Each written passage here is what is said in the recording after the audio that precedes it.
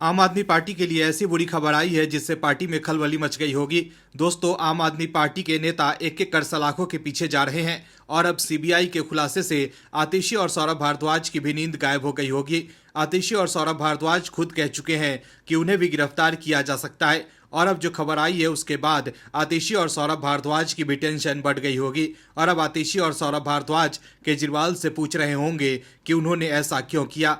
दर्शकों, जब कोर्ट में के कविता को पेश किया गया तो सीबीआई ने कोर्ट से कहा कि हमें के कविता की रिमांड चाहिए क्योंकि हमें पता लगाना है कि इस पूरे सिंडिकेट में और कितने लोग शामिल हैं। इसी और लोग सीबीआई के शब्द ने पूरे आप को परेशान करके रख दिया है क्योंकि केजरीवाल ने तो पहले ही चालाकी से सत्येंद्र जैन, मनीष सिसोदिया और संजय सिंह को जेल पहुंचा दिया था और जब ईडी ने उन्हें गिरफ्तार किया तो पूछताछ में उन्होंने कहीं न कहीं आतिशी और सौरभ भारद्वाज को भी फंसा दिया।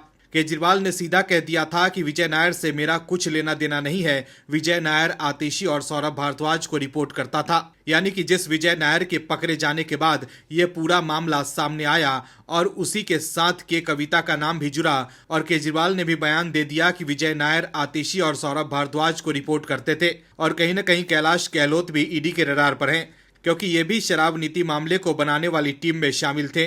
तो क्या आतिशी और सौरभ भारद्वाज को ईडी गिरफ्तार करने वाली है? बताते हैं पूरी खबर विस्तार से। दरअसल दिल्ली शराब घोटाले मामले में आरोपी बीआरएस नेता के कविता को राउज एवेन्यू कोर्ट में पेश किया गया, जिसके बाद उन्हें सीबीआई की कस्टडी में भेज दिया गया। लेकिन के कविता के सीबीआई कस्टडी में जाते ही आम आदमी पार्टी की नींद गायब हो गई होगी क्योंकि शराब घोटाले मामले में अब सीबीआई की नजर आपके दूसरे नेताओं पर है क्योंकि कोर्ट में सीबीआई ने कहा है कि आम आदमी पार्टी को 100 करोड़ की रिश्वत उपलब्ध कराने में के कविता का बड़ा रोल है। सीबीआई ने अपनी दलील में कहा है कि के कविता मुख्य साजिशकर्ताओं में से एक हैं। एक बड़े बिजनेसमैन ने अरविंद केजरीवाल से मुलाकात की और केजरीवाल ने उन्हें आबकारी नीति के जरिए सपोर्ट करने का आश्वासन दिया। वहीं सुनवाई के दौरान सीबीआई के वकील का यह भी कहना था कि विजय नायर के कविता और उसकी टीम जिसमें बुची बाबू शामिल था सभी के संपर्क में था।